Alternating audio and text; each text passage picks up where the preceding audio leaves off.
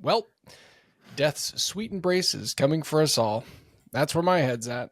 But as we know, these are not new concerns, not even for the world. Old Mr. Shakes says it wonderfully in this little ditty from Measure for Measure.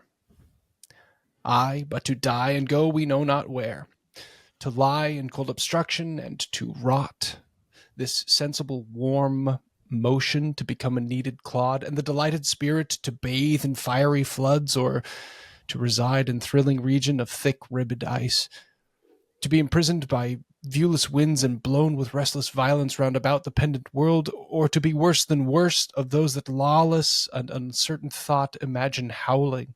'Tis too horrible.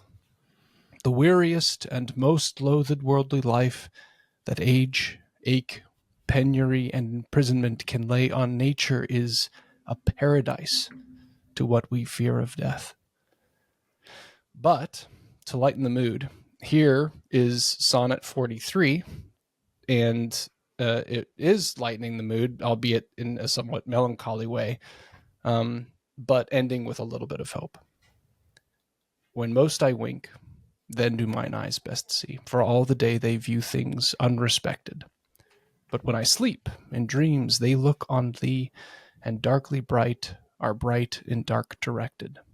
Then thou whose shadows doth make bright, how would thy shadows form happy show to thy clear day with thy much clearer light, when to unseeing eyes thy shade shines so.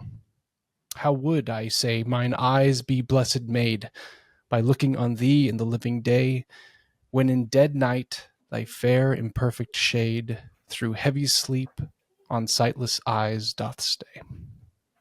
All days are nights to see till I see thee, and nights bright days when dreams do show thee me. My name's Jake. I'm Brandon. Oh, and I'm Matt. Oh, I knew it. This is qualified nonsense. Well, thank you all for listening. Please support the show over at Patreon, patreon.com. Yeah, when I wrote it down, I thought it was a little bit You have 10 shorter seconds than for a that, hook, but- Jake, not 10 minutes. yeah. How long was that? Almost 3 3 minutes. minutes. That's a tough. That's a tough one. Maybe I'll remove one. No, it's all right. Yeah. It's good. I'll fix it in post. It's like you're I went a an little- actor or something. Well, yeah. Who wrote that sonnet? Was that Kanye or Yeah, Jay-Z? that was Ye. Oh, okay. Yeezy. Spitting bars. straight bars. How do you guys feel about Shakespeare? Not my thing. No, I couldn't tell. I appreciate it, but it's like you'll never see me being like, "Oh, you know what we should do?" Like, yeah. No, I generally like Shakespeare.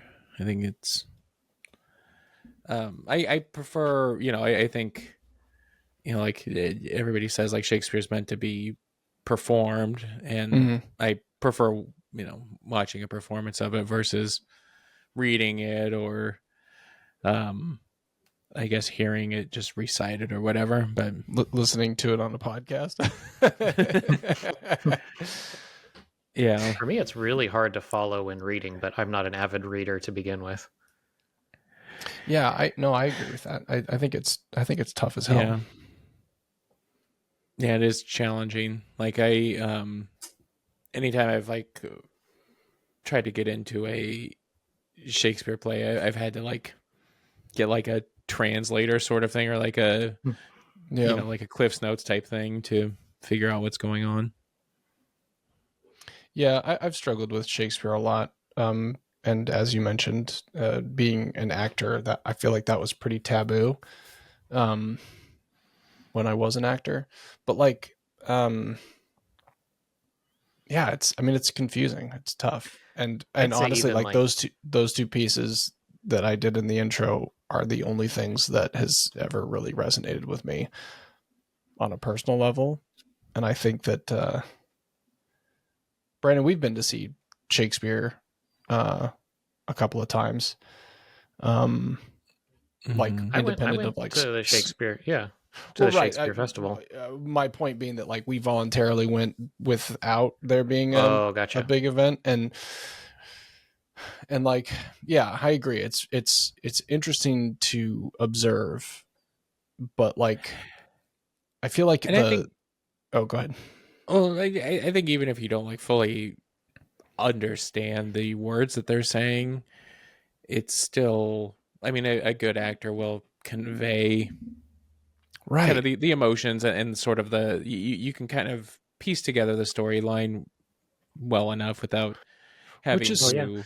Leo, which is Leo so DiCaprio, interesting. Romeo and Juliet, one of the best movies ever. They just did it with guns. Nailed it. They still spoke it. Like, But yeah, Yeah. like last year, I went to see Macbeth in Ashland with my wife, and that was really good. We enjoyed that. But I think Macbeth is one that I think probably my favorite Shakespeare, and um I understand the story of that, so that one in particular is easier for me to follow than some of the others. Yeah. fair. Nice. Well,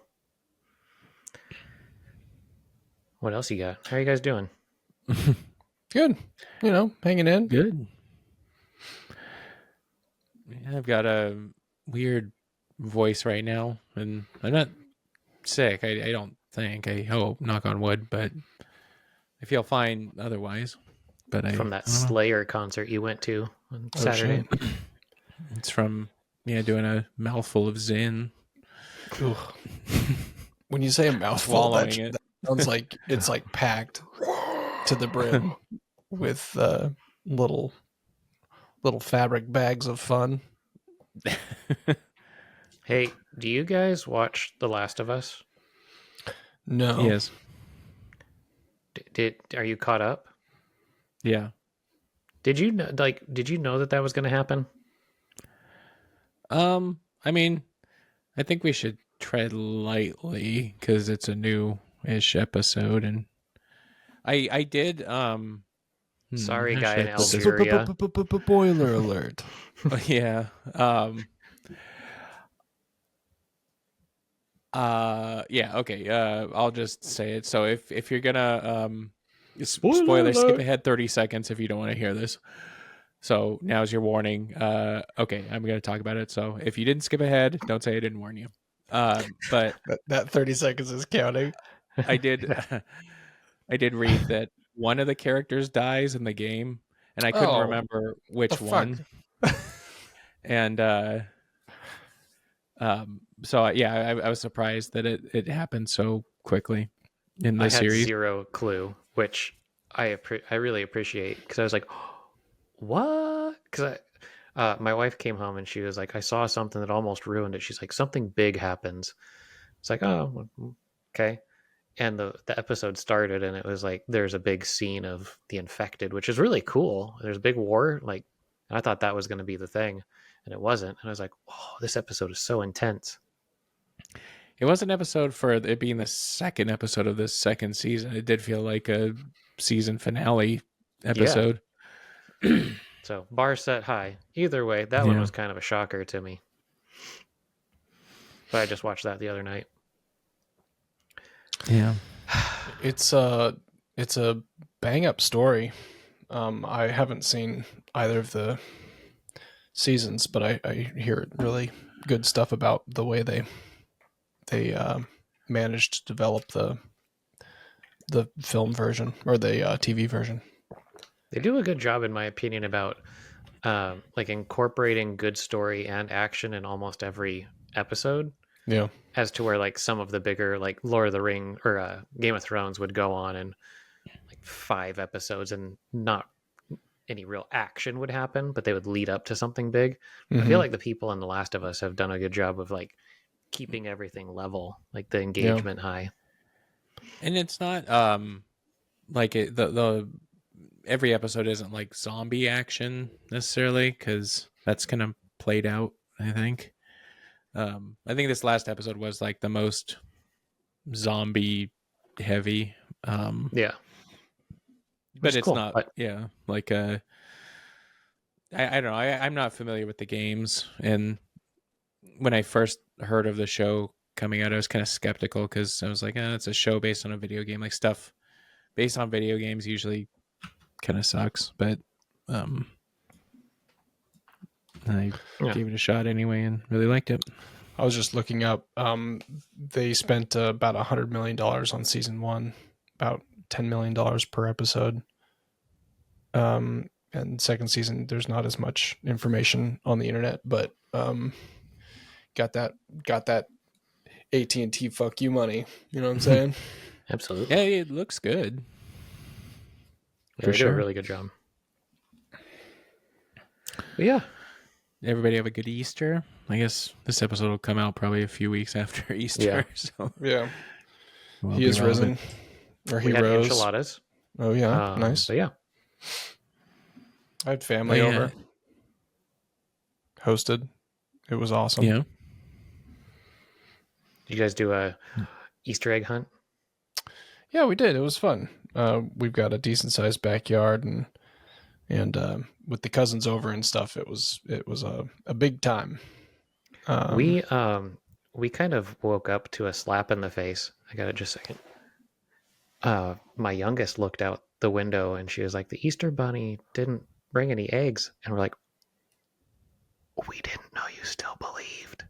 So I had to go to the store and get stuff for dinner anyway, and I was like, I better get her this thing. And we like hand wrote her a note on her bed. It was like, "Hey, just because it's raining outside and we're not doing Easter egg hunt." It's like, shit. That's interesting. Do your kids still? Well, it's not so much. I don't think they think. I mean, I don't know. We haven't specifically said there's no Easter bunny, but I really thought that one was self-explanatory. Well, to be honest, Santa's, like in our Santa's house, more believable. We keep the magic pretty. How is it more believable? It's a fucking rabbit that's magical. It's like, so the fact that you take Santa, who's a person, and give him magic powers, it's more plausible. All right. It's real, okay. Right? Wait, what? Yeah. No, but I think the we've made a strong effort to keep sort of the magic around it alive, and it's not so much about the reality of it, but it just being like a smoke and mirrors sort of mystical thing.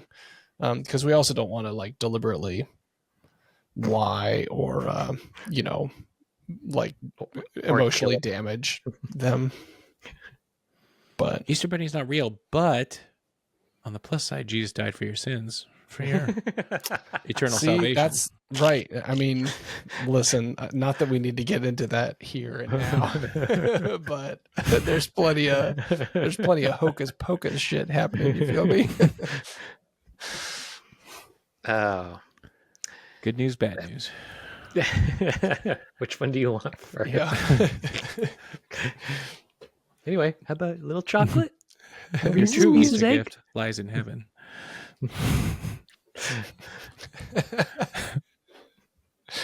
Look, we know things were kind of sad on Friday, but it's Sunday now. We party up. All right. Well, we want to take a break and get into some questions. Yeah. Hell yeah, brother. And welcome back. Feel free to drop us a line at qualifiednonsense@gmail.com or connect with us on our socials. Now's the time on the show where we take on Reddit's most pressing questions by finding the top trending answers, randomizing them, and answering them here. Our first one, I should have these open before I do this. If you want, I can read some more Shakespeare while you... yeah, kill some time with Brandon. a sonnet. Really kill it. Okay, this comes from Ask Reddit, username Catris Priordine. They ask, what's the male equivalent of a pick-me girl? I don't know what that means. The male equivalent of what is a pick-me I'm girl? Googling what a pick-me girl is. Oh, a pygmy girl? They're little tiny, like... No, not a pygmy. Pygmy girl. Pick me, Pickme, like pick me.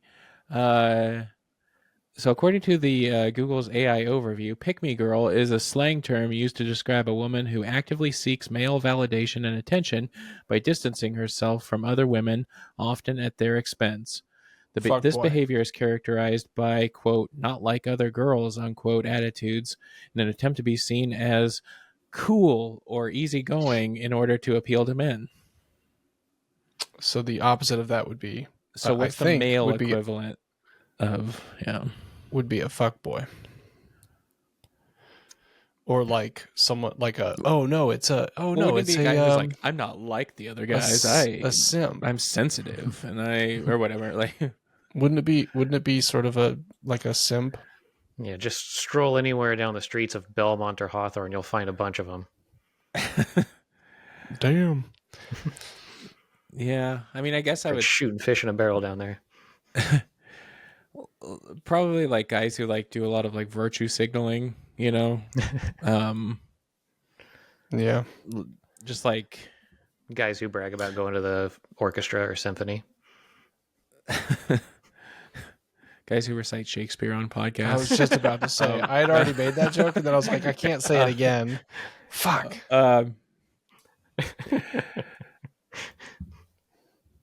No, but just like saying like, hey guys, I think we should believe all women, and I don't care what sort of like that kind of. Oh, I'm sorry. Yeah. Feminist? Are you saying feminist guys? Just kidding. Well, I think. Oh, careful. No, I mean I think there is a distinction between being a feminist ally as a man and then using it for nefarious purposes, like trying to be like, ooh, this will get me laid with these hippie chicks or whatever. Like These hippie chicks. Yeah, give them words of affirmation.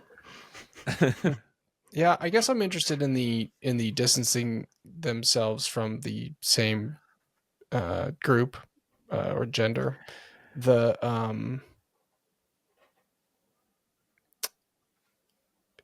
I guess going back to, was it last episode or episode before that, I mentioned not liking the word sports ball, but I feel like a pick-me type guy or the opposite of whatever, now see, the question Matt would and be I somebody already who admitted would to like say that we said sports sports ball ball. or like saying like pithy comments about sports, like, oh, I'm not one of those guys who Or guys who use adjectives like pithy comment. Oh shit, we're starting to throw stones. Wait, let me get my thesaurus, because I'm a simp. all right, Fraser. Fraser would be the exact, yes, 100%. That's like the spitting image of pick me boy. Well, I don't know, because like in Confounded. do we think good that like what we're describing is what is the distinction between that and like someone who's trying to be like, it comes down to attitude, right? Because you can do pretty much all of those things without being like a smarmy little asshole about it. Or Yeah, like, I was gonna say it's like you could really say that anybody that's super into their thing and kind of snarky about it is like a pick. Like there's a guy I follow on TikTok and I actually really enjoy his comment, but he used to own he does cooking stuff and he makes it really simple. But like he used to own an olive oil import export business, and he has this like kind of condescending series called Is It Worth It? And it's all just about olive oils. I was like, ugh, fucking yeah, like pick me boy. yeah. So where do we draw the line between a pick me boy or a pick me girl and a passion for something? Might not even be the. I guess the pick me girl is specifically as it relates to finding a male like it companion. would be when you cross the line of being fun and casual about it versus being forceful and condescending. Well, and I think there's like, if you have a genuine interest and it's a hobby of yours to learn more about olive oil or whatever, versus trying to win over do somebody it or to like impress people or make yourself feel more important or above other people in some way. Yeah, the don't above feel other people validated. thing, absolutely. But how many things have we all? And this is somewhat of a leading question, and I'm trying to think of for myself. But how many things have you gotten into because you wanted to get into them for someone else that you wanted to be, not necessarily for romantic purposes? Son of a bitch. But then Like found getting into found like a theater true just because I passion. wanted validation from my brother. Sure, yeah. What a simp. No, I know what you're saying. Like pretending to be like, oh yeah, I love Doctor Who. Let's watch an episode. That was very specific. But yeah, actually, that's a really good point. But I mean, you also draw a line. Like Brandon, you would never be caught dead being like, "Yeah, sure, let's play a Dungeons and Dragons campaign."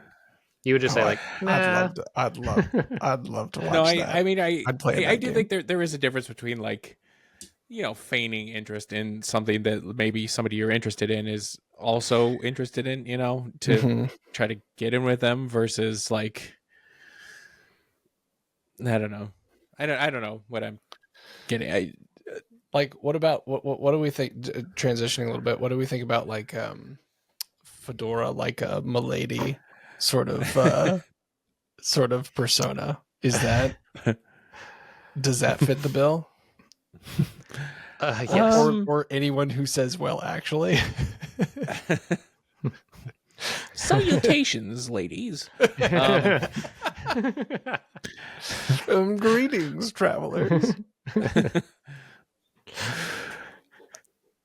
I don't know. Because that's not a pick me boy. That's just a nerd. So there's also another line that you cross. Well, oh yeah, I'd be interested in drawing this Venn diagram. Look for it on our socials. Yeah. I mean, I Our guess socials aren't like other socials. Yeah, they're pretty underwhelming, quiet. Not a lot I happening. assume this is also like the heterosexual male equivalent. So it's like somebody who is trying to get a woman's attention. And Funny thing, I just started crocheting yesterday. By reading Shakespeare. Once again, Jake, save some for the rest of us. Don't worry. I think there's plenty. Duly noted. let's see. So What are yeah, some what of the is top what answers? yeah, what were some of the some of the answers? answers. So the top answer here, they say, I recently attended an acoustic guitar night, the kind of night where you were lucky if there were 30 people present, including the performers and bar staff. During one performance, the guy on stage introduces his next number as a song about making love to that special someone. This prompted a guy at the bar to shout, "As long as it's consensual." He then started glancing at the punk-styled barmaid, who seemed entirely indifferent to the whole scene.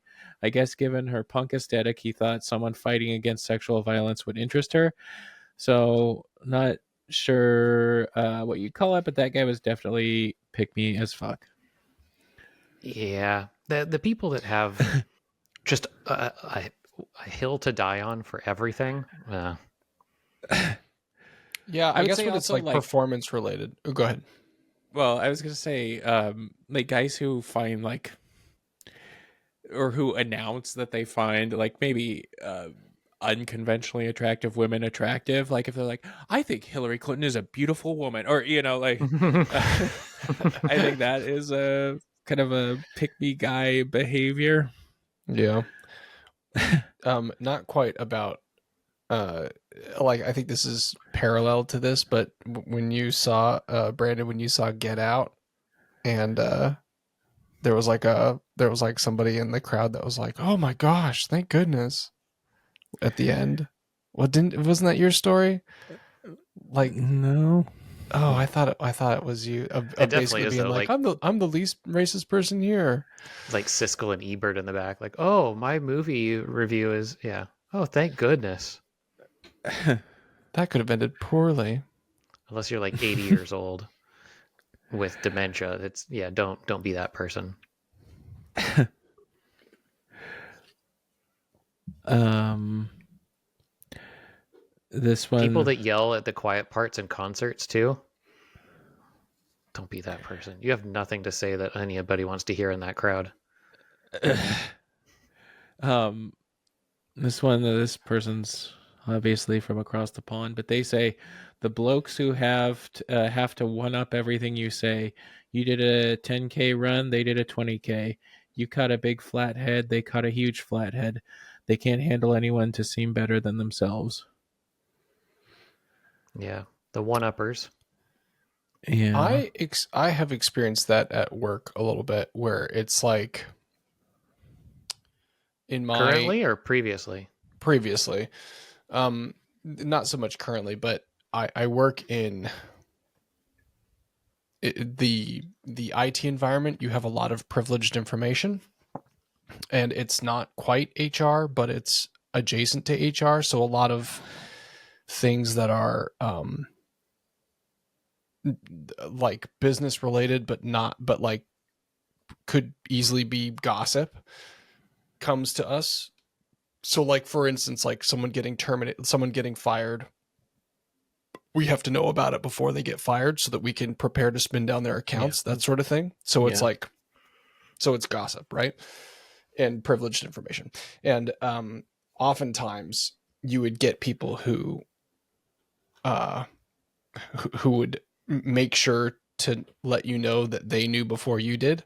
There was like this concept of over the wall, and people in HR being like, if you're like, oh, this person's, I heard this person is leaving, this high up person's leaving, and they're like, yeah, I know, and I just I always thought like, man. Or they try to present it to you in the fact that they knew it better. Like, oh, so you finally got our profiles off, right? Right. Yeah. Right. It's like the guys at trivia who, like, before the question's even done being read, they like run up the answer to the front. It's like, I mean, you don't get any Bonus points for being first. And also, this is wrong. It's all it's all. So I guess it does it comes back down to attitude and like the level of performance that's put into it. Because if it's, at the end of the day, if it's disingenuous, it's a little bit smarmy. And then if you're trying to do it specifically for the attention of whoever you're attracted to, then it's just kind of like, To quote another poet, his name is Ursher. Ursher. He says, "Don't talk about it, be about it."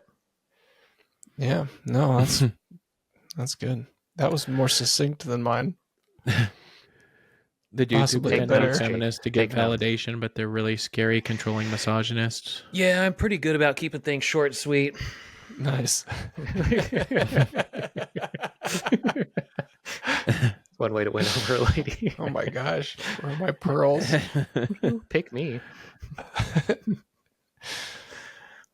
Yeah, there's somebody who they mentioned throwing their friends under the bus when they're talking with a girl that they like talking shit about them, like to embarrass them. Yeah, there's a circle of hell reserved for those. I feel like it's also just called being a teen at some point. That's true. That's a good point. There's an age component with this. Boys will be boys. Like, oh, what's going on over here? Hey, this guy's hung like a pin.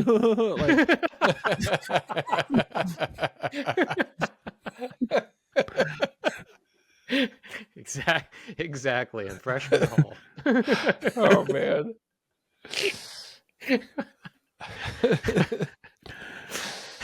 Like a pin.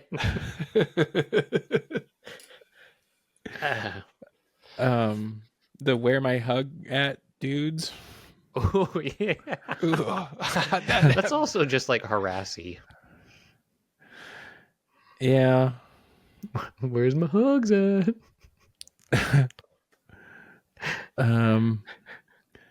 Guy who thinks he can speak on any topic at length with great detail. He'll always try to dominate conversation with his feats and knowledge. Quote, yeah, I was at the World Trade Center like an hour before the planes hit. We just left. However, the moment you push back on his stories, he gets super defensive. Who says that? Who says that? Yeah. Brag much? Jeez. I'm not like other boys. I don't like troglodyte pastimes like football or Fast and Furious movies. I'm a sensitive intellectual. Especially with words like troglodyte. Mm-hmm.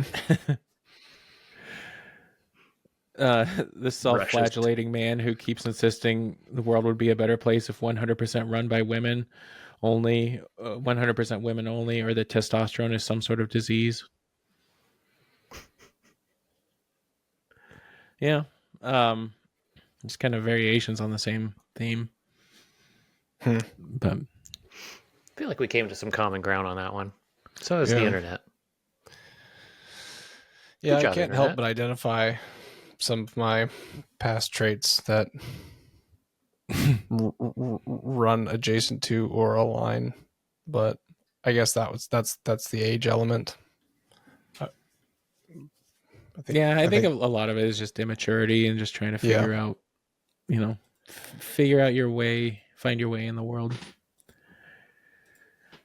Life finds a way. Next question is from the No Stupid Questions subreddit.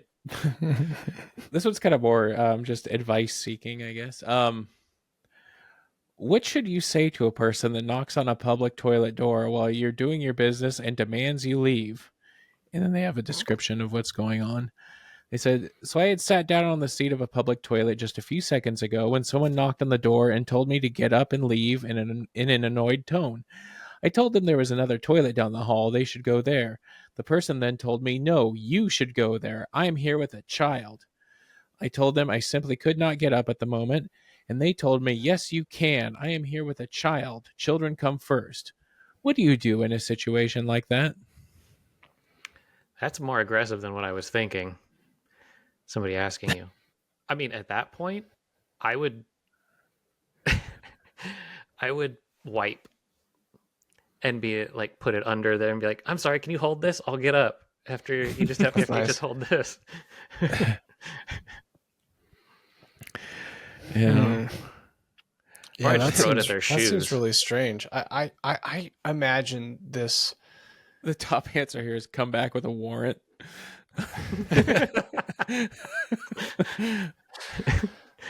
Don't shout at me, I'll come. Yeah. Well, yeah, like, go away, especially if they have a child. Yeah. I did do that once when somebody knocked on the door, only because I thought I knew who it was, and come to find out it wasn't. But somebody knocked on a door, and I said, "Go away, Baton."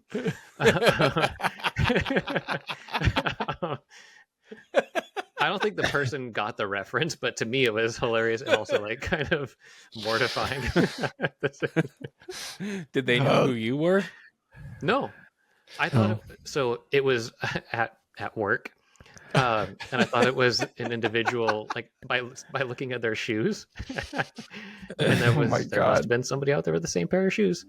But yeah.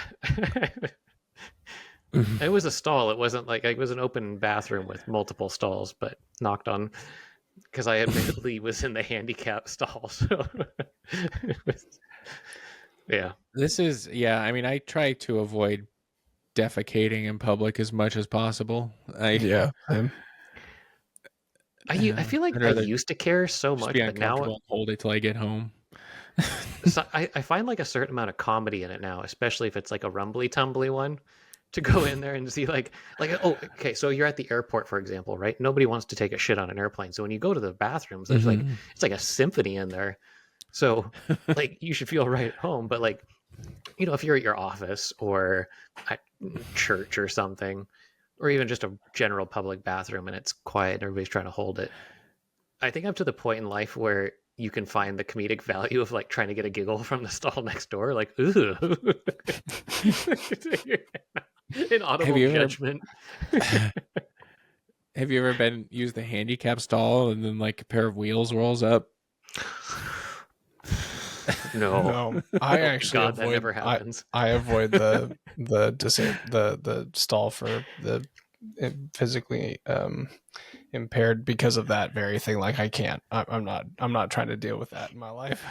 And then you just have to like I'll fake like a I'll limp or something when you walk I'll out. yeah, I'll struggle with the little stalls.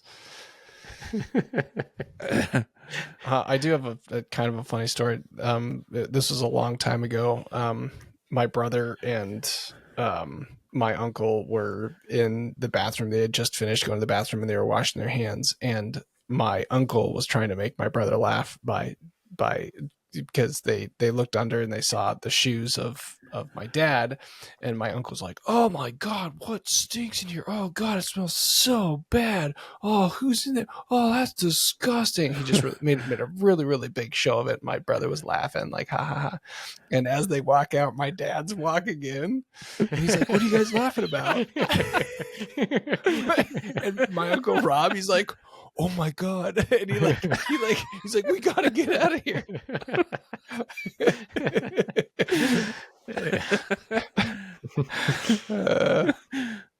Like little kids in a movie. We gotta get out of here. Zoinks. Yeah. I've always been a fan of that one. That would be hard if you were in the bathroom and there were like kids like making fun of you.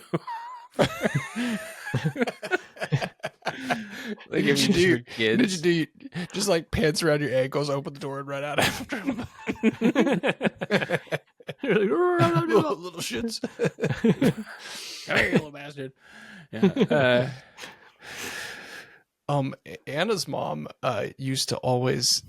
Anna found out much later, but she always used to make big farting sounds in bathrooms to make Anna laugh, and she would always be like, she would like make the sound like kind of like how you do, Brandon, so it's like hidden, and then she's like, "Oh my gosh." And Anna forever thought that people were just so loud in bathrooms, and it wasn't until like when she was an adult that she was like, "My mom just did that to make us laugh, like in bathrooms." And I was like, that's some pretty solid parenting. You know, one prank that I think would kind of be fun to bring back, you know, when we say like, "Oh, bring back saying nards or gonads or something," bring back like turning the lights off on people in the bathroom. Oh god. It's such a harmless prank. At the same time. There's somebody in here. I remember there was one, I forget where we were at and who we were with, but somebody turned off the lights and there was like a bystander that like ran into one of the stall doors because we turned the lights off and we heard the dong. There's no yelling or anything, but like it was just like this loud thud. We're like, "Oh shit." Well, I guess like, you know, some bathrooms have the motion lights. You could be sitting there long enough, you get the lights turned off on you. That has happened to me, and that's how I knew that I needed to have more fiber in my diet. So I was like, this shit won't Sitting come in out. there waving your hand. They're not That's going exactly Like what pants around happened. your ankles, like jumping around. That's coworkers exactly walk what in. happened. You can't do it sitting down. You can't see any movement. Ah, that's great. That's the greatest prank of all time. Motion lights in a bathroom. Yeah. For the constipated man. We were talking a couple of episodes ago about farting at the urinal, and Yeah. I've had a couple of times where I don't think I mentioned this last time, but I've had a couple of times where farts at the urinal like reverberate in a particular way that make me laugh, and then I have to like You have to stifle your laughter. yes, I'm sitting there trying to pee, going like my shoulders shaking. You're standing there looking down at yourself, giggling. Man, what's he? Is it the fart, or is he like laughing at himself? Hey, this guy's got a little dick. He's hung like a This person says, "Please wait until I've done the needful." Well, that's very polite. Yeah, I guess you guys have kids. Have you ever been in a situation where you've demanded somebody get out of the bathroom because your No. kid has to use it? No. If No, anything, people have been like, "Oh no, go ahead. I can wait." That's fine. Yeah, not anything like that. That's what I was actually thinking with this question. Like, it's a pretty hypothetical question because I can't imagine this happens very often. People generally aren't that unaware of themselves and the world in which they Now, move around. if the person comes up and is banging on the door, is like, "I'm gonna shit my pants now," I would probably do my best to wrap up quickly and get out of it. Like, but I'm not gonna go between my legs. Yeah, I'm not gonna stand up mid go and be like, "Oh, sure, you take precedence over this." Like, you can still hold a little bit. I'm actively going. You can't stop that train. Yeah, like your emergency isn't or whatever, like that saying, like your poor planning isn't an emergency on my, Nice. Yeah, good one. Your urgency is not my priority. That's what you should do. Like through the bathroom wall, just really give them a lesson. Be like, well, what did we learn? Well, this person, I probably say now's a wonderful time to teach your kid about patience. Damn. That's one of those times where you'd want to have a monologue like rehearsed, and so you could just go, like plan to stay there even longer than you anticipated, just to make them even more inconvenienced. Or just say, "Okay, I'm hurrying," and just leave a tremendous mess. Don't flush. The phrase "want in one hand and shit in the other," and see which one fills up first. Just help clean your kid up and put all the toilet paper on the ground and on the seat and everything. Just smears. It's like, no, it was a big hurry. This is what happens when you need it now. This person said I would have my mail forwarded there before they ever use that particular stall. Oh, damn. Stand your ground.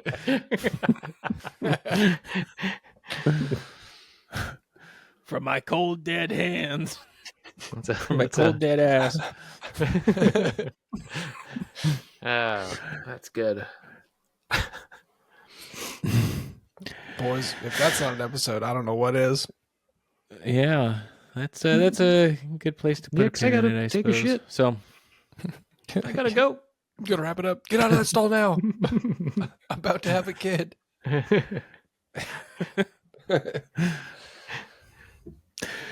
Yeah. Well, thank you all for listening. Please support the show over at Patreon at patreon.com/qualified nonsense, which now we've started adding videos again of our little pre-recording shenanigans. So feel free to check those out. For more potty talk, go to.